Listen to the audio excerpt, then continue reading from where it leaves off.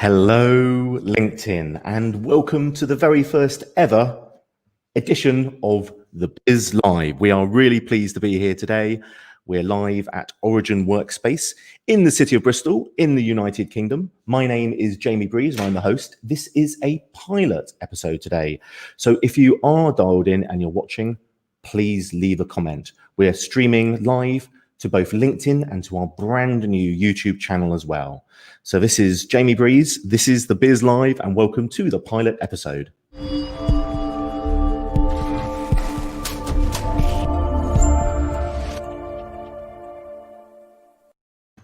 Okay, so a big shout out right from the beginning to our sponsor, DCW Group. We're really grateful to Dean and the team there for sponsoring the whole of season one. And just for good measure, we said, do you know what? We'll let you sponsor the pilot as well. So thank you so much indeed to Dean Ward, who is the principal of DCW Group. It is a very big day for them as well because they launch their product. Maybe we'll have a bit of time later on, or Dean can chime in and let people know. So today we have a talking point for the pilot episode. If things are going to go wrong today, we hope not, then today's the day for it to happen. But we chose a very apt theme for today's show, and it is resilience. It is resilience. So if you think you know what resilience means, because I had to scratch my head just a little bit, I wasn't totally clear when I had a chat with our special guest a few weeks ago, and we set the idea. Everyone needs a bit of resilience at the moment. We are in changing times. The sands globally seem to be shifting. As you know, we're broadcasting in the UK, as I said, the city of Bristol here at Origin Workspace. Thank you to the team here as well. And resilience is something which many of my customers, friends, family members, loved ones have all been looking to in order to grow business, in case even just going to get by. So if you've got an idea about what resilience means, pop it in the chat. I thought I would share with you what the official definition of resilience is, and there it is on the screen. The definition of resilience is the capacity to recover quickly from difficulties. Talking of which, I'm pleased to say that in about 10 minutes time, if not a little bit less, we will be welcoming a very special guest to the studio. He is beaming him live. In future, Peter will be joining us in the studio in a week or two, probably at some point, maybe in 4 or 5 weeks' time. We're going to have a chat and find a date which works out well. And he will be interviewed by another leader as well from a similar background. But more about that later on, dates to be confirmed. And just once again, the definition of resilience, the capacity to recover quickly from difficulties. So pop something in the chat. I can't watch it, but I tell you who can. It is my learned colleague, Sarah Brooks. Say hello, Sarah Brooks. Good morning, everybody. Yeah. Sarah's there in the background and is moderating the comments. Just a little bit of information. Sarah is not only a good friend of many, many years, she used to be my boss at a British network called ITV1 back in the day. No dates given. In fact, for 2.5 years, 3 years, she chose me. She plucked me out of obscurity to host a network show on ITV1, and we did 2 or 3 years together. I'm talking to you because I can see you, but you can't. How rude of me to do that. And elasticity. I feel like you're my very personal young Jamie from the Joe Rogan show, Googling and checking facts and stuff. And I know for a fact that facts are very important to Sarah. I may refer to her occasionally, affectionately, as Brooksy, because that's how everyone in television knows her. She has 2 law degrees. She studied print journalism at UCLA in California, Los Angeles. Also at the University of Los Angeles, she studied as well. So she's got her smarts and 20 years, nearly 20 years in broadcast experience. This is the pilot episode, so I want to big up my friend. She'll be co-producing the shows, and she is responsible, this is a good thing, I think it is, for co-creating Bargain Hunt, the BBC One show in the UK, which has run for many returning series, and also DIY SOS, which is one of the longest returning series in British television history after The Antique Show. And in fact, we worked together subsequently since. We've run stadium-sized business events together for 4 years, and indeed 12 years of running quite large networking events in the UK. So we're kind of good to go. However, today is also about resilience, but it's also about finding out what you think, your suggestions for future content. It is the pilot episode. So if you have some suggestions about the sort of timing of the show, we think 45 minutes feels about right. We're not hamstrung or shall I say, if I want to be employed in television again in Britain, limited by a certain time length, which is the good thing. If we overrun, we overrun. You can dip in and dip out. I may also repeat things. For those of you who are new to live streaming, when you repeat things, it's a good thing because people do jump in when they get notifications a little bit later along the way. We've limited the invitations for this particular pilot episode, and in future we're using new technology, hopefully gifted to us by LinkedIn. That's in the process at the moment to alert people more accurately. So if you are from around the world, please pop a message, let us know where you are from. Certainly on the event, we saw people from Miami, Florida, from Qatar, and similar places. Okay, so another conversation topic today, a question if you would like to pop into the chat, Sarah will respond. Won't you, Sarah? How are you or your company, have you or your company shown resilience, if I could say the word, during the current crisis? And the crisis I'm referring to, lots of people have got crisis at the moment, of course, from healthcare in the UK to the the problems with jobs. But let's just refer to it as the pandemic, the COVID crisis at the moment. Let's use that as a touchstone for the conversations today. I've been talking a little bit about our guests. Well, if you don't know who we have today, our special guest, who is patiently waiting for me to finish my overlong intro, no doubt, we have a very special guest, General Sir Peter Wall, and more letters than I can even repeat on screen after his name. And I'll do a formal introduction later on. Peter's kindly said, you know what, let's just call me Sir Peter once and let's just refer to me as Peter. So don't worry about the appellations and formal formalities here. It's a relaxed format, and Peter's been good enough to allow us to use that particular appellation. So I can see Peter there in the green room. Everything tickety-boo there, Peter? I got a thumbs up. Good stuff. Good. So in about 8-9 minutes time, actually, so I beg your pardon, in 7.5 minutes time, we're going to be welcoming Peter onto the show. And I also see who's popped up into the green room unexpectedly. Never thought this would happen. It's James Short. Sorry to spring this on you, Peter. I didn't know. How did you get the link to come onto the show, James? In fact, I'm going to have to just add you for a moment. This is an unexpected entry, and later on, James will no doubt pop in again and tell you a bit more about what we've been doing together over the last 6 to 8 months. I'm going to add you in because I didn't know you were coming onto the show.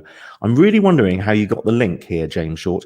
So just very briefly, let me welcome this unexpected guest. And I really mean that, Peter. I had no idea James was coming onto the show. James is not only a friend, but we co-lead a networking group together in the UK, which is great. He's a retired 2-star general or major general, was a NATO commander at one point, and has grown and even sold a business called Augmenta. Now he works for the High Growth Knowledge Company. So come on in, James, only for just a few seconds, if you will. Good morning. How are you, Very mate? nice to see you. I didn't know I was going to be live. I thought I was just joining as I was told to do. But anyway, never mind. Very good to see you. Good to see you there, James, and thank you for joining us on the pilot episode. A most welcome addition, and a notable one as well, as I should add as well. And we were on a networking call today, weren't we, James? And the theme was referrals. And I think our speaker today was a businesswoman called Sarah Owen, who leads, again, one of these shameless plug here, Evo networking groups, which we do in the UK. And she was talking about resilience. And I think, referring to referrals as well, I think, well, what did you take away from today's meeting, James, about referrals and business networking? It's a question. Well, the best way to do business is to get a referral, a word of mouth referral. And that is based on trust, and trust is the most important thing. And you build that trust by getting to know people, getting to know what they do and how they do it. And then hopefully those people will refer you when they're listening out for challenges that other companies have, and they say, oh yes, I know somebody who could help you with that. Best sort of referral. You're very much, I think, when you come into the studio again as one of our very special guests in season 1, I think it's going to be, maybe season 2, dates to be confirmed with you, and also with Peter as well when you interview him in the studio here. Do you like our studio? It's very nice, very nice. We've got lots of space here. Who else is live at the moment? There's no one live. Somehow you're in the show, and I don't know how that happened. We will do a post-mortem on this, Major General Short. I'm going to have the absolute joy now just booting you out of the show. So thank you. It's been nice knowing you. It's been nice knowing you, and I hope we have a business relationship after this. But it's lovely to have you here, my friend, and I'm sure it's reassuring for Peter to note that you're keeping a watchful eye on things. So maybe we'll pop in a bit later on. So stay on the call if you like. Just checking everything's going to plan, you know. I get the feeling Peter's brought you in to keep me in line, and that's not a bad idea, knowing me. Okay, James, Bye-bye. It's lovely to have you here. You're not a very special, very, very special first guest, and we'll see you in a little while, my friend. Okay, talking about the show, we've got another sort of 4 minutes until Peter's joining us. What would you like to see? Again, there's a little bit of repetition because we know people are constantly joining us as it's a live show. This is the Biz Live. What would you like to see in the Biz Live? What sort of content? Who would you like to see from around the world for us to go and reach out to so we can interview or you can ask questions at home?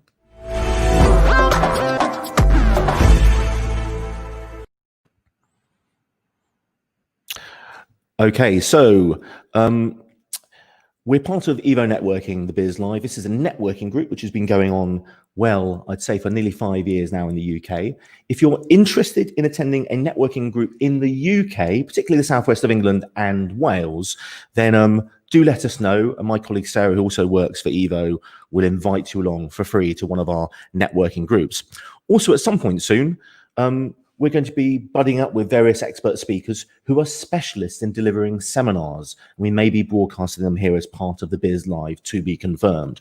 But if you are an expert in your area, if you haven't got a sales pitch, but you have got great advice and great knowledge to dispense and share, maybe you've been there and done that, then do get in contact with us. Our email is info@thebiz with a Z live.tv. Do remember that all important .tv.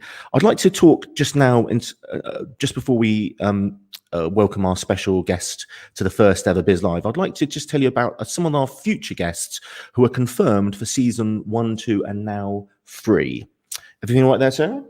Good, good. Glad to hear it. The pilot is working. Okay, so just very briefly, I'm just going to move the camera slightly here. Okay, so I can't run through everybody, but we're really pleased to say at some point over season 1, 2, or 3, there's 1 episode a week that's planned at the moment. We will be welcoming amazing entrepreneurs, gurus, leaders of organizations and businesses. Again, people who have been there and done it before. The great thing about this opportunity about streaming live on LinkedIn and now today trying out a pilot streaming to YouTube is that you at home hopefully can ask questions of our leaders and our special guests. That's one of the really unique things about live. And of course, we think it's a little bit more authentic. There's no second takes. And believe me, as a former TV presenter on network TV in the US and the UK for 17 to 20 years, I think probably, I've always won for a second take. So I'm in the hot seat today. Talk about our special guests. If you have a look there on the graphic, we will be welcoming at some point, dates to be confirmed, very clear. I need to share that. These are busy people. Michelle Michael, MBE. She is a serial entrepreneur, a tourism expert for sure. She sits on various charities and of course has been given the MBE or awarded the MBE from Her Majesty the Queen. Talking about MBEs, Rob Law MBE, an amazing Southwest England-based entrepreneur. He famously created the Trunkie. The Trunkie, if you are not aware and you haven't been to an airport in the last 15 to 20 years, is one of those ride-on children's luggage stroke toys. He has had a phenomenal journey and it hasn't all been plain sailing. His book is out and he will be joining us in the studio here in the city of Bristol in the UK to come and talk about his experiences. He was famously rejected, I think that's the only word to use, from the show Dragon's Den. Again, a UK version of Dragon's Den. And Theo Paphitis, one of the dragons, Theo tested the product and broke it. And it was a prototype. And now when you watch the show every year, and the dragons who are on the show talk about the one that got away, they always refer to Rob Law MBE. Other guests will be included. I'll quickly run through them now because we're running out of time. It's Graham Ash, who was the managing director of Clarks UK and Europe. He was a director of Tesco's. He's worked for a royal family. You can see Ian Wortman there, who is the managing director of Barclays Business. He'll be coming to the studio. That's confirmed. Martin Roberts, good friend of mine. He is a worldwide property guru and has hosted 28 seasons of BBC One's network show, Homes Under the Hammer. Professor Dimo Demev spoken at several of my events at stadiums and small gatherings. He is one of the top 100 leading entrepreneurship experts in the world. There's Will Garley, former marketing director at PepsiCo. He brought Cobra Beer to the country. He brought Tropicana to the country. He was the group strategy director at Clark's, again, internationally, and was the COO of Pucker Herbs, a great tea company, and many more. Sarah John is there. She's a young entrepreneur doing great things in the brewing business. My friend Alison Edgar, advisor to Downing Street, the entrepreneur's godmother. She knows everybody, and she'll be coming to talk about sales. And then Mark Wright, the most successful winner of The Apprentice here in the UK on BBC One, and also Lord Sugar's business partner. So those are some of the guests. And I also just recently, Sohail Khan has joined the speaker lineup too. He's a joint venture expert and was one of the last authors to co-author one of J. Conrad Levinson's books on joint ventures, something so important. So look, we're just about to welcome our very special guest to the show. If you have, just a reminder, if you have any suggestions about what you would like to see in terms of content, speakers, themes, very, very important. Look, when Professor Dimo Demev comes onto the show, hopefully in the studio, I think that's the plan here. There'll be a slightly different setup. You'll be able to ask him questions about entrepreneurship, but what would the theme be? What would you suggest would the theme be for some of those speakers? Okay, so if you have a question for our special guest, now is the time to pop them up onto the chat. I've mentioned the future guests. How about welcoming our special guest today? Okay, so this is a first. It's the pilot, and I would like you to give a very, very special Biz Live welcome. I think there's people from all over the world to Peter Wall, who is our guest today. A very special welcome. Can you hear us okay there, Peter? I can, yeah. Good morning to you, and thank you very much for welcoming me onto this pilot. Thank you so much for coming on. And sometimes there's a little time lag, so if I overcut you there, my apologies, mea culpa for that. And for those of you who don't know, Peter has an illustrious background both in business as the co-founder and now the CEO of a business which we'll hear a little bit more about, hopefully a lot more about later on, called Amicus. I've already taken part in one of their live worldwide broadcast event, and let me tell you, not surprisingly, it was very, very useful and incredibly impressive. And it touched on themes like diversity, which of course is very important. So also a little bit about Peter's background, trained as an engineer, joined the British Army, and went on to become the Commander-in-Chief of the Land Forces. And then his time in the army after many years came to a close when he reached the very pinnacle of a career soldier, if that's a correct thing to say. He left as its chief, the head of the professional army, also known as the chief of the general staff. So we're very, very lucky to have you here for about 15 minutes. We have got a hard out today at 12:30 in case we overrun because Peter has another important obligation. So what we're going to do, we're going to have a few questions here from the house, as it were, talk a little bit about the past, present and future, and a little bit about Amicus. And then also we're going to ask you at home to pop questions into the chat, please, for Peter. And if we can do, my colleague Sarah there, aka Brooksy, is going to reach in and bat a few questions over to me if I can't spot them in the chat. So I'm going to open up the chat now as well. And hopefully, my gosh, 120 comments already. That's quite incredible. I wasn't expecting that, Peter. Very, very good. Good stuff. Well, for a pilot, it's all going well. It's about resilience. We're doing our best today. I'd like to talk to you a little bit about your past. And, you started off as an engineer. Is that correct?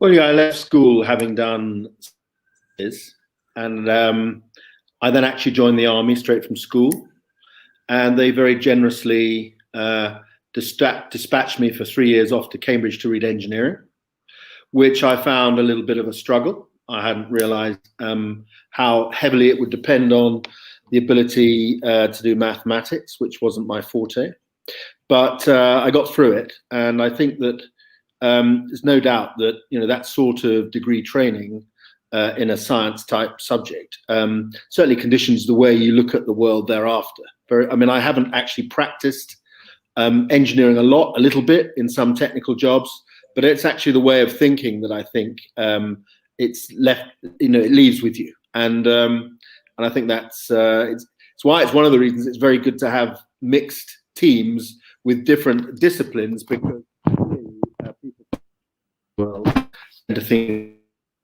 from scientists. Right. I can see how. I did that. I can keep talking. I did that, and then I went into the after I'd done my time at university.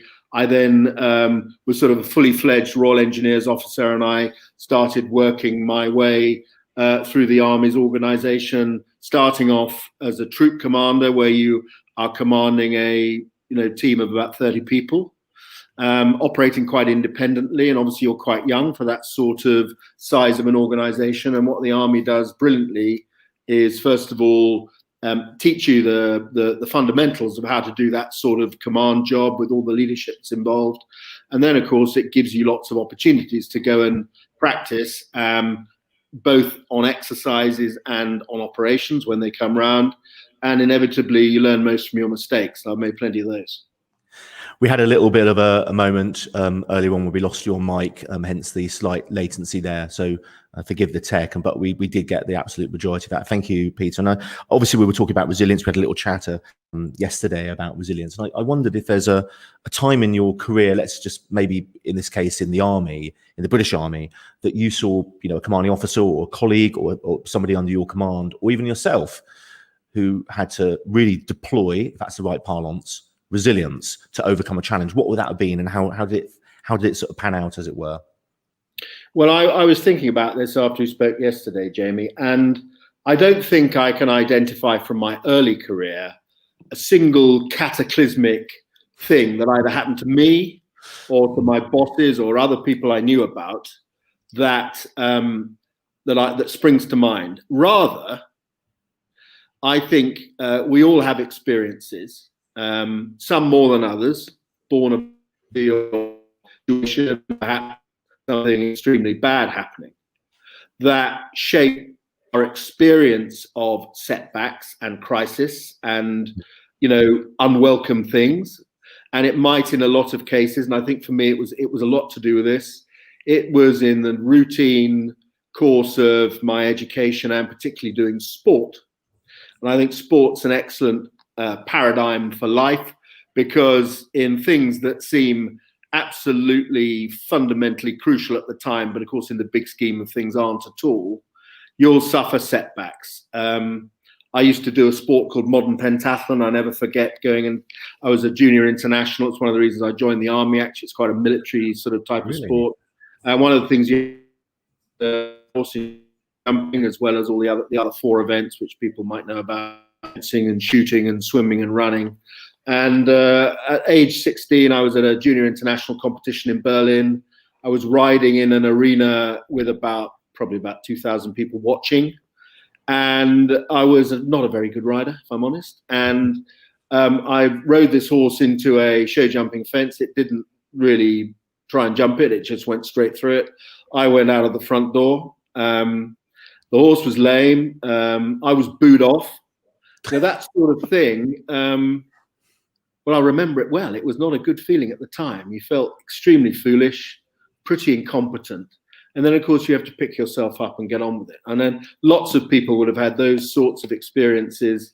I had lots of others, but including, just the realization of accepting responsibility. There you are with your troop of 30 soldiers. There's no one you can immediately turn to.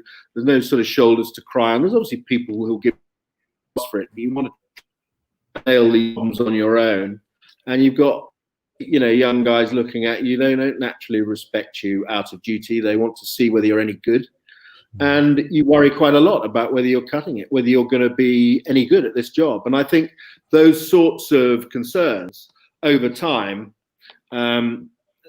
they give you a sort of hinterland of experience, help, learning how to cope with responsibility. Inevitably, there are day-to-day setbacks. There are things you have to do that you don't really enjoy doing, but they've got to be done. They're part of the exercising of responsibility. And gradually, as you grow up, you realize you're okay at the job.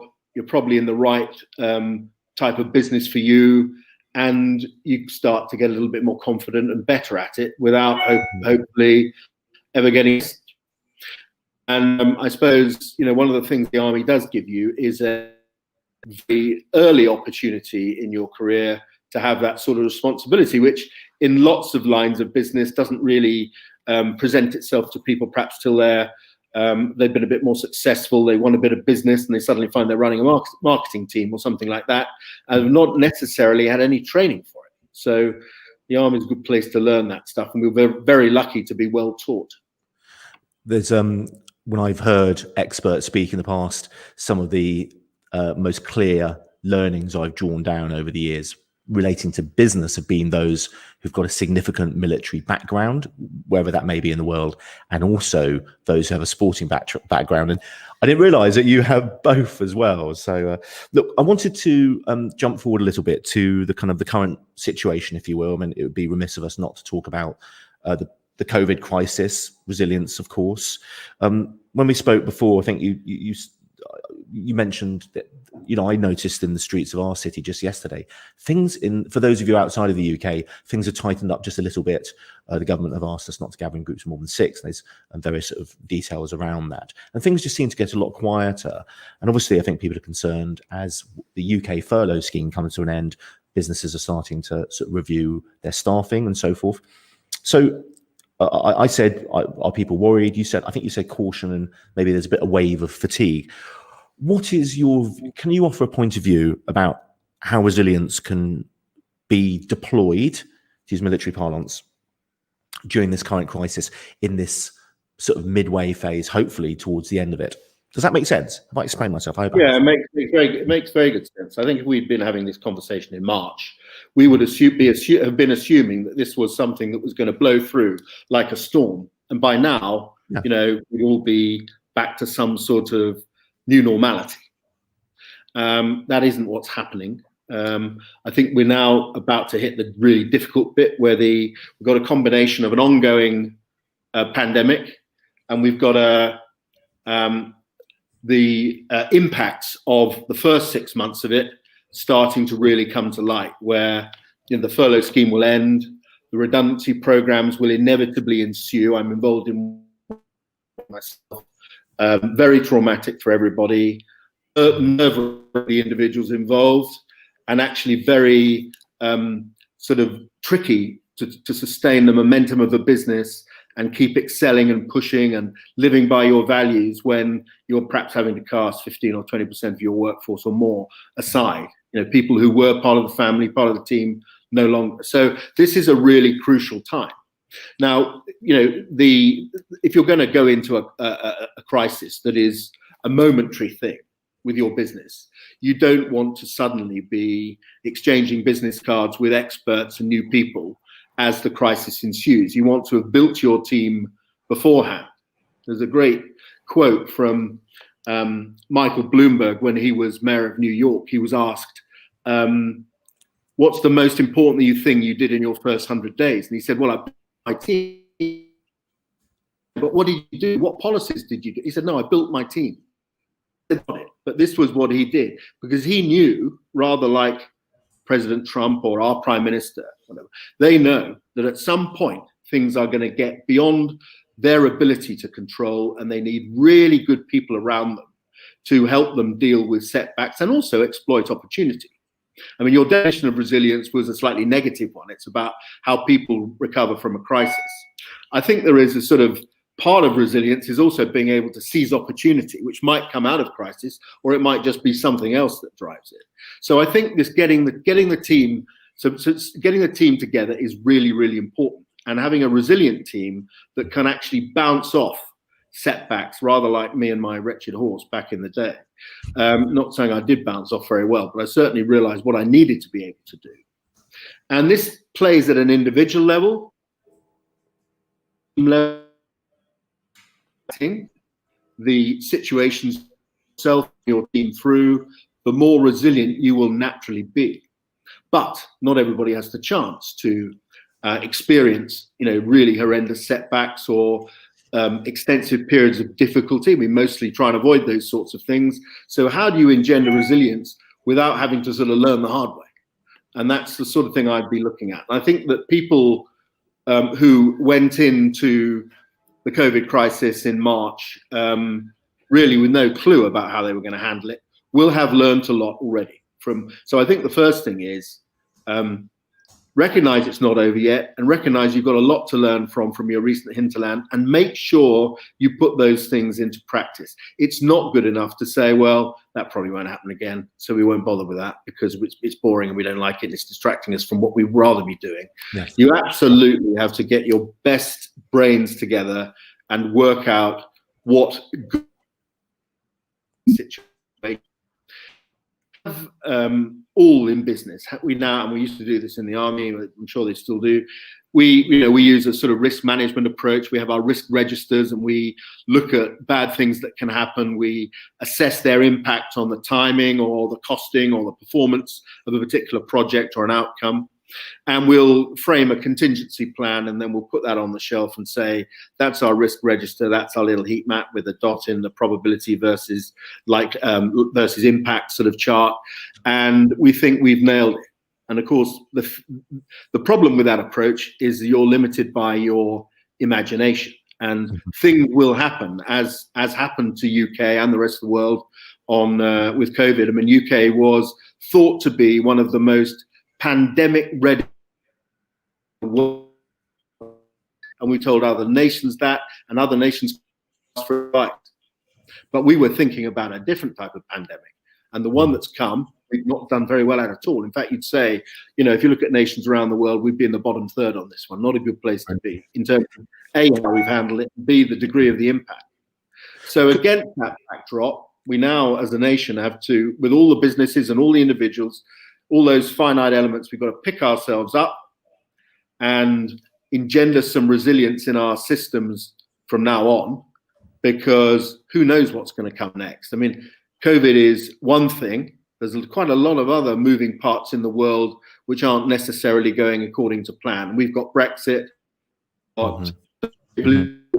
we've got all sorts of things that are going to affect hits and things that could cause us to catch a cold.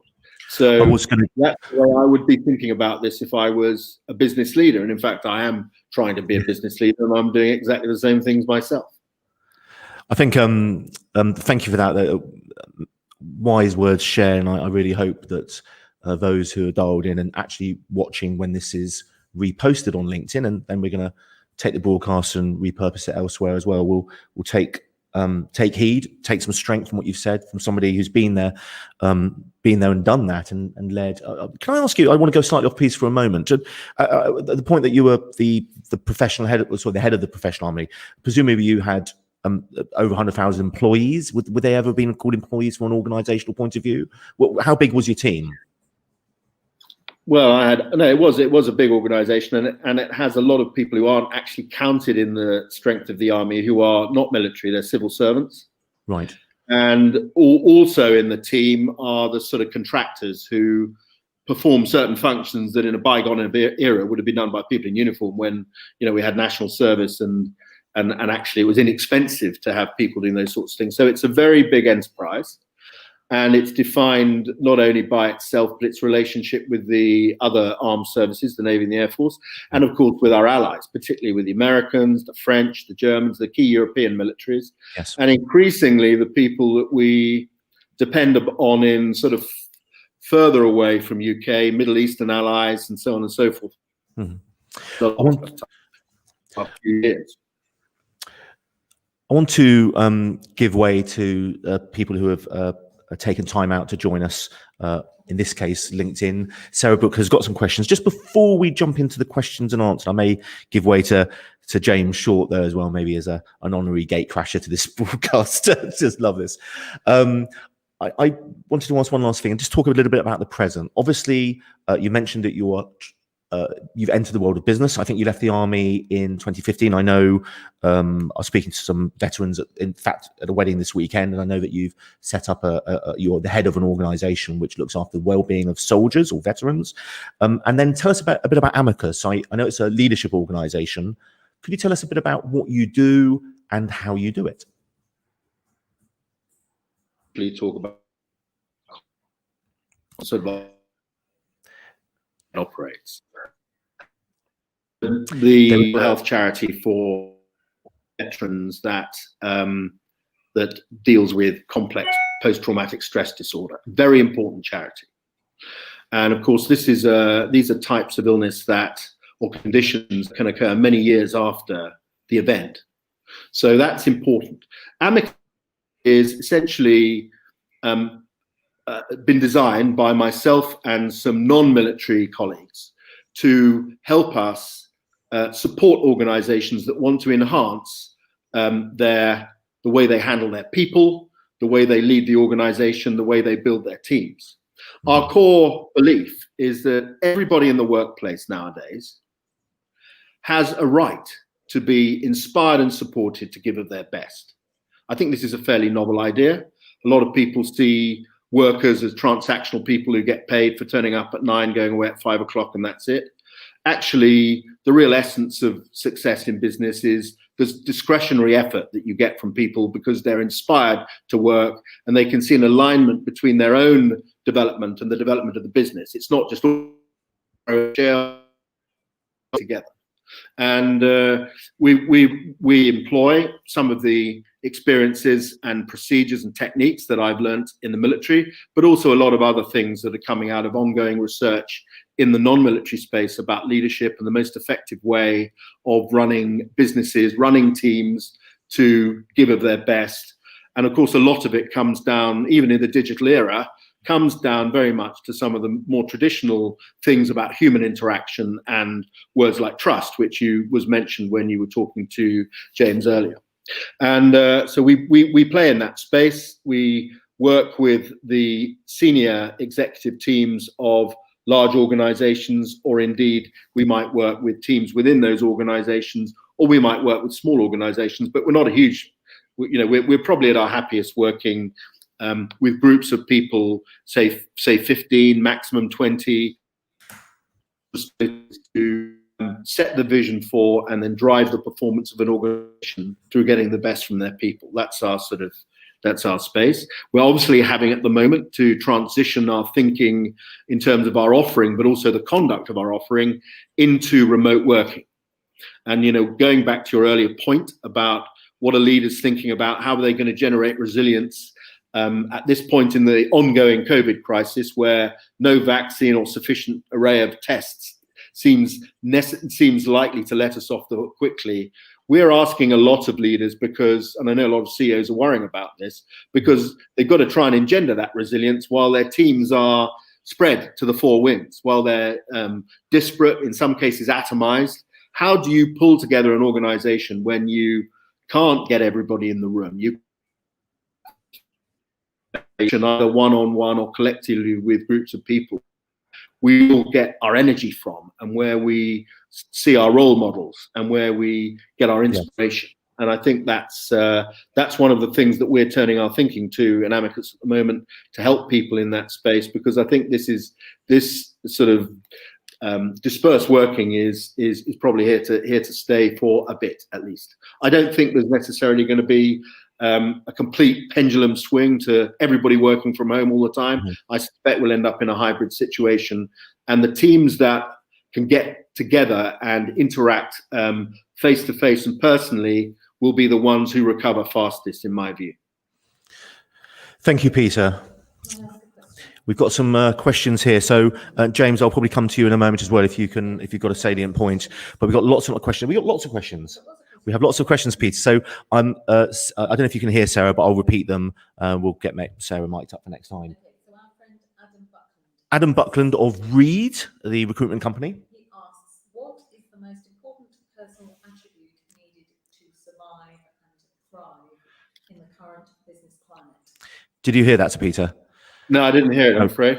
What is the most important attribute to survive and thrive in the current climate? Would that be about right? Yes. Most important attribute at the moment, that's from Adam of Reed Recruitment in the UK. I think it's to try and be yourself. Clearly, I mean, one answer would be, well, be resilient. Not everybody can just turn on the resilience switch. And they might try and overplay their hand. They might try and over control people. They might actually feel unequal to the task and detach themselves. I think the biggest issue we have working remotely is either building trust with people we don't know, who are only meeting virtually, or sustaining the trust with the people with whom we used to be able to interact personally. And I think the key to that is being yourself and letting people have a bit of a window on yourself so that they can sense your strengths and vulnerabilities and people can support one another. That would be my view. I have to interject. There's I think it was Adam who said in a networking meeting recently. I think he reminded me of a quote you gave at a presentation you gave some time ago, and I know you quoted Mr. Bloomberg previously. Well, I think the best quote I've heard this year was you, and it was, correct me if I'm wrong, and it was something about resilience we're talking about. He said, why, when you're driving a tank through a wall, you don't worry about chipping the paintwork or scratching the paintwork. Do you remember that? And Adam, I think, cited that recently, and I think that's a very memorable. Yeah, we were talking then, weren't we, about if you're in a real setback and you've got to, what's the kind of checklist you can use to get yourself out of a really tricky spot? And we talked about first of all, understanding the situation as it is rather than you'd wish it to be. We talked about then examining all the options at your disposal. And then we talked about picking one. And then we talked about doing it with vigor. And that's where the quote came out, because, it used to be fashionable in a business crisis to say, nobody's going to die. But in the COVID,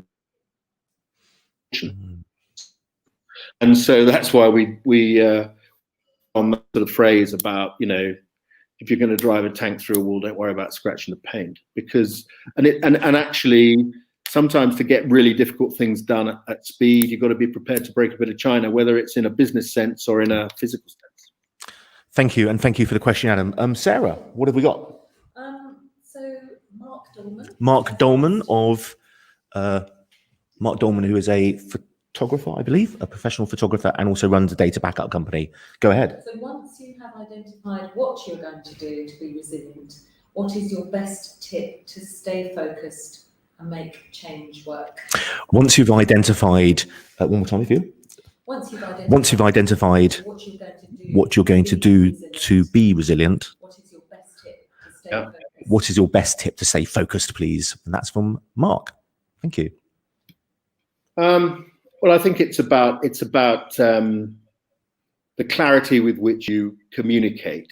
I'm thinking of this as a boss of a team now rather than an individual. Mm-hmm. It's the clarity with which you communicate your intentions and then support people to deliver them. I think that's it. Because once you've got a plan of action, mm-hmm. you're starting to get out of the mire of the crisis. And obviously you push forward in that direction of travel. Mm-hmm. You take your people with you, hopefully. There's techniques that you need to employ to make sure that's happening.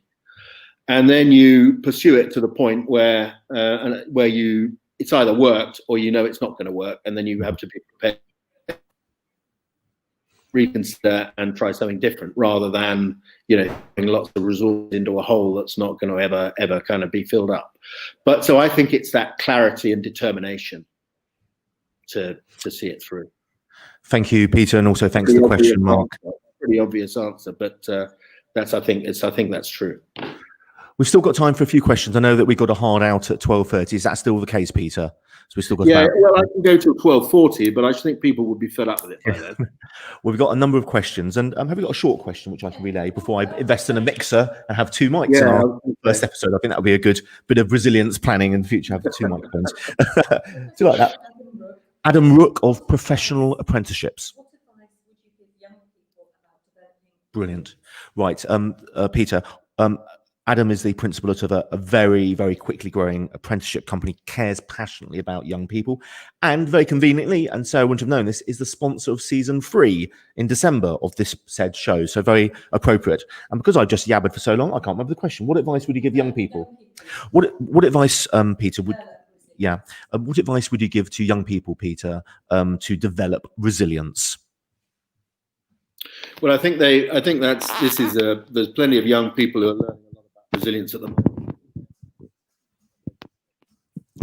I mean, the ones who are apprentices are lucky; they've got something to do, they've got to focus, and it's really important.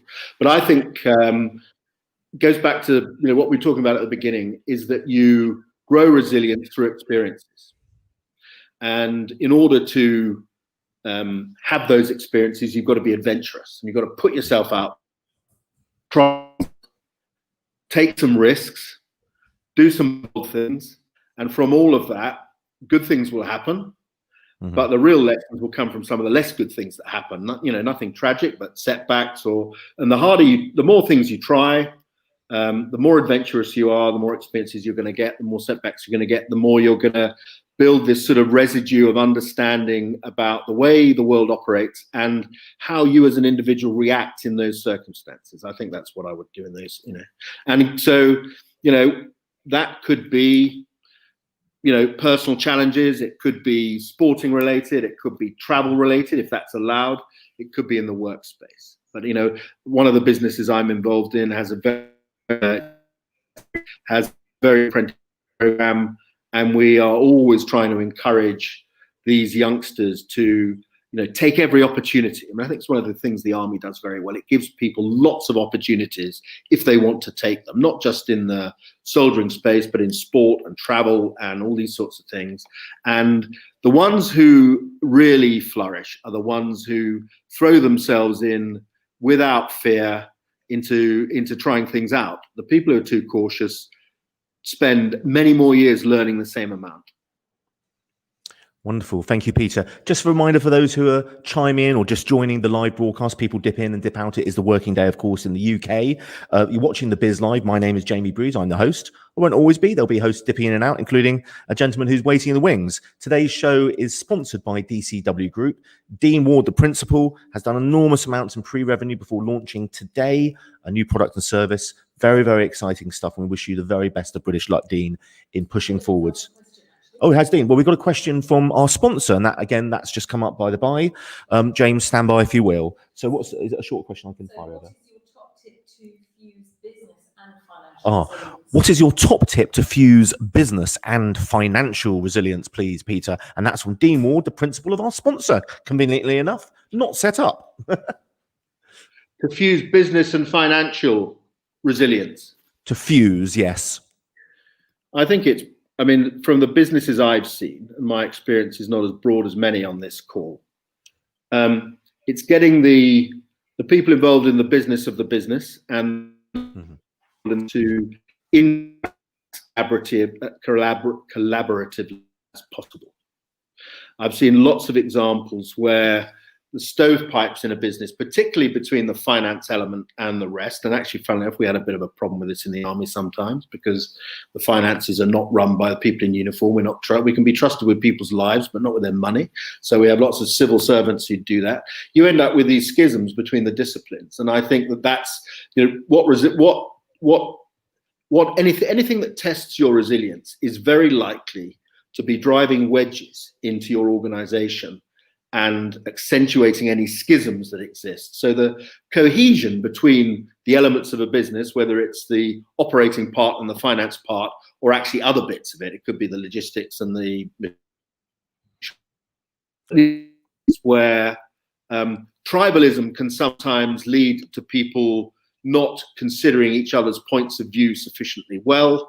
And then when the pressure comes on, when you get what some people would call a hard rain or whatever it might be, people retreat into their own little tribal silos, and gaps emerge, and bad things then are likely to occur. And one thing you can say about resilience, it is about avoiding things starting to crack up when the pressure comes on. Thank you, and thank you to our question, Dean. I'm going to just briefly, James, if you've got a quick question, I'd like to bring you into the stream here. So hopefully there you are. Do you have a quick question for Pete? And then we're going to refer to those who are at home. And also those who are at home as well. Remember, it's a live event. Please connect with each other. It is networking at its very best, hopefully from around the world. We've limited the invitations to this pilot episode. And from season 1 in a couple of weeks' time, we'll be beginning probably on a Tuesday, probably at the same time. We'll look at the metrics, we'll get your feedback. If you've got any suggestions about how to better this show, content, speakers, time of day, the sort of things that you would like to see, a competition, more interaction, please let us know. Pop it in the comments. And also, if you'd like to be invited to future episodes, just connect with me. My name is Jamie Breeze, BRD, Bravo, Romeo, Echo, Echo, Sierra, Echo. Connect with me and I'll make sure you get an invite in the future. Okay, so I'm now going to refer to a friend of mine. We're partners together. In fact, we were just yesterday talking about doing a little bit of business together and doing a bit of consultancy together. James Short, CBOBE, so has been awarded for his services to the country, is a 2-star general, former Army Major General, and in fact was the introducer to Peter some time ago. So James, could you offer a question here? And I should also say James was a NATO commander as well and led the first ever joint operation. So there you go. And he's very, very typically bashfully hiding his NATO badge right behind his chair there on his study wall. Okay, my friend. James, have you got a question for Peter? Yeah, thank you, James. It's entirely unexpected. And Peter, I'm sorry, I did not mean to gate crash this party. But actually, I do have a question, if I may. I mean, you've had a lifetime in the leadership business, and there are many people here on this call who say, well, when you're in control of things, then leadership's pretty straightforward. But when things start to spiral out of control and there's a high level of uncertainty, do you have a key secret in the sort of decision making that makes you a better leader? Well, that's one of those tough questions to answer because the theory and the practice are sometimes a bit different. But first of all, I completely agree with the fact that leadership really comes into its own when times are tough.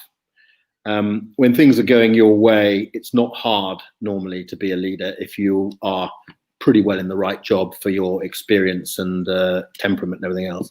I think the most important thing is to kind of preserve your temperament and try and keep calm and avoid any sense that the pressure you're inevitably under is to waft its way through the organization and remove people's confidence. So you either got to be really cool or you've got to act really cool. It's obviously helpful if it's the former.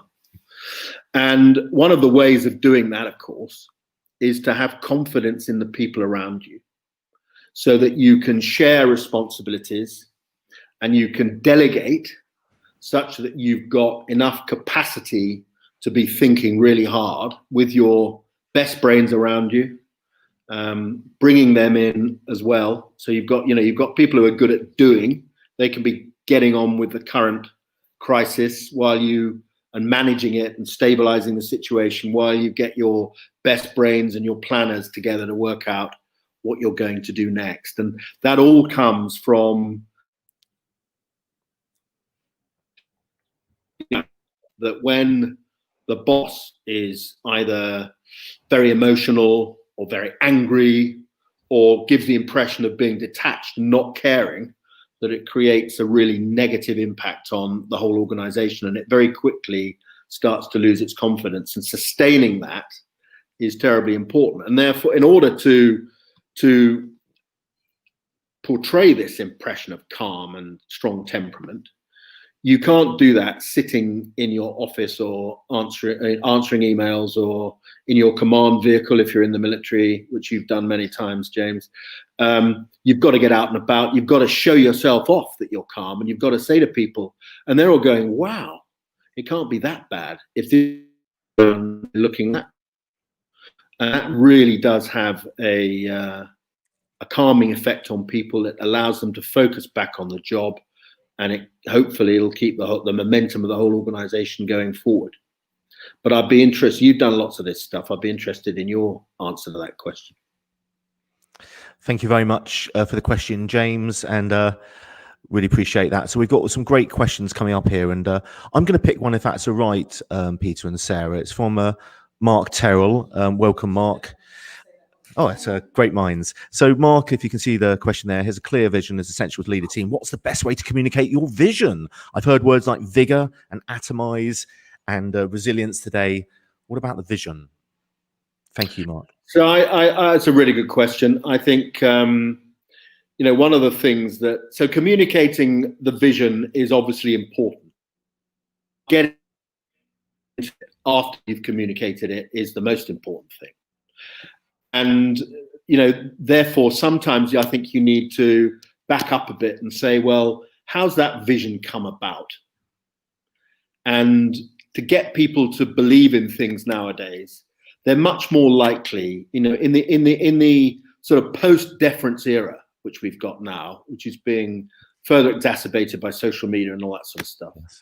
People will want to have been consulted or have their ideas fed in order that they can buy into this vision. If you say, well, if someone at the top of a hierarchy rather arrogantly says, right, we've got a new vision today for you, and this is what it's going to be, and they think, well, why should I buy into that? No one asked me, and I actually don't agree with it.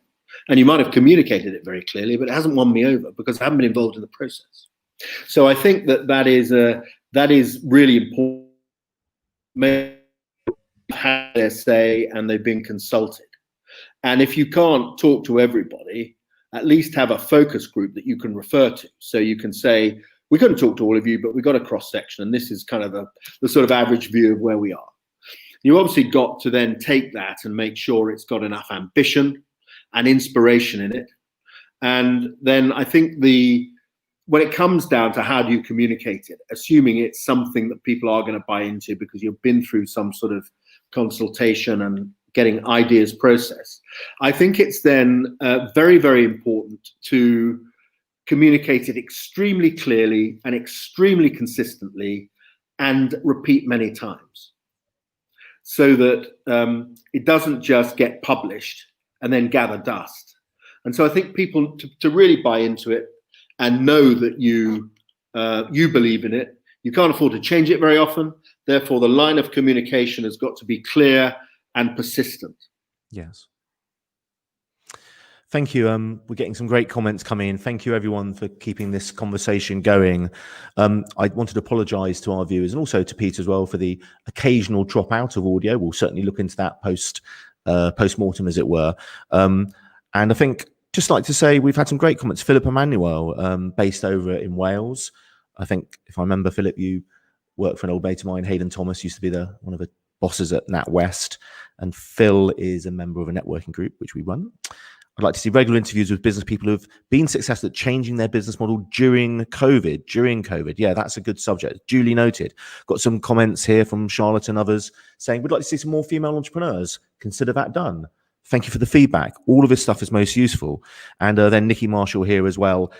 She runs a publishing company, largely around businesses, currently about mental health as well. Could you confirm that email, please? I'd love to talk about writing and publishing. Yes, it's info@thebizlive.tv. info@thebizlive.tv. We have one last question for Peter. Is that okay? Please, Peter. Yeah, sure. Go ahead. Anna Davidson. She said that in Sir Peter's story about mathematics and horse riding not being a natural skill set, what inspired him to keep going? Yes. Okay, so we're going back to your past with the horse riding and so forth. What and mathematics as well. What inspired you to keep going through those early challenges? Is that a correct summary? Yeah. What those early challenges you identified at the beginning of today's fireside chat? What inspired you to keep pushing forward to break through the wall, as it were? I think fear of failure, probably. Really, I mean, this sounds like a bit of a whinge, but probably one of the most uncomfortable times of my life when I was at university and not up to the level of academic endeavor that was being expected, and you're completely on your own. You don't want to go and admit how bloody useless you are at some of this stuff.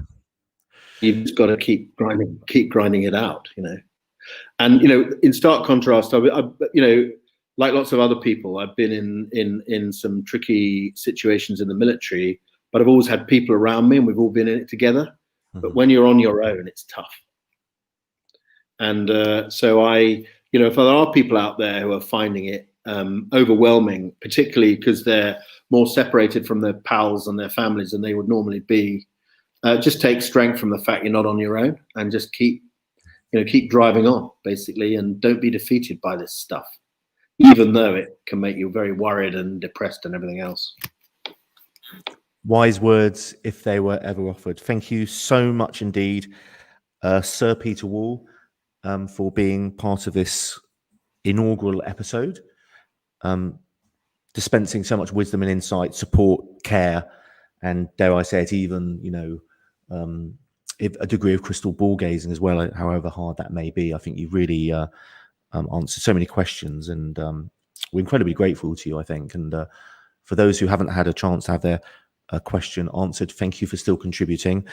And it's time to say farewell to you now, Peter, and I hope you have a wonderful rest of the day. And from all of us here at The Biz, it's a fond farewell, and we will see you, hopefully, if you've not been put off by myself, James, Sarah, and the team. Hopefully we'll see you back here in the studio in Bristol in season 2 or 3. And thank you so much again. I look forward to discussing the theme with you and doing lots of promotion beforehand and welcoming you back onto the show here with 2 very nice microphones and no audio dropout. So just thanks to you, and good luck on this bold endeavour, and I look forward to participating in future. Many thanks. Means the world to us. Thank you. Okay, so we're just at that point where it's time to say a fond farewell. For all of you who've contributed today, we have a huge vote of thanks for you sharing your content, connecting, and of course for those who've taken the time out to be here during the working day, and for those who've asked questions of Peter Wall, our very special guest. And thank you to James also for being there as well, offering some support in the from the sidelines. And talking about resilience, well, we're going to push on. In 2 weeks' time, we'll set the date soon. We're going to set up an event. We're also talking to LinkedIn about a new feature. Hopefully we'll have that live if all is good and the wind is behind us and we're in fine fettle, and we'll be notifying you how to be part of the future episodes. So once again, a huge thank you to Dean Ward. Best of British luck again for your launch. I think it's something like an hour and a half's time, and getting everything going and showing resilience and building a business with all that pre-revenue, helping others, including ourselves, and keeping this episode, as it were, free to attend for all of us at home. So if you've got some last comments, please pop them here. Let us know where you've dialed in from. And also, furthermore, do remember to connect. Really important. We would love to invite you to future episodes. Probably the best way to do that, rather than join an email list or anything like that, is simply to add me, Jamie Breeze.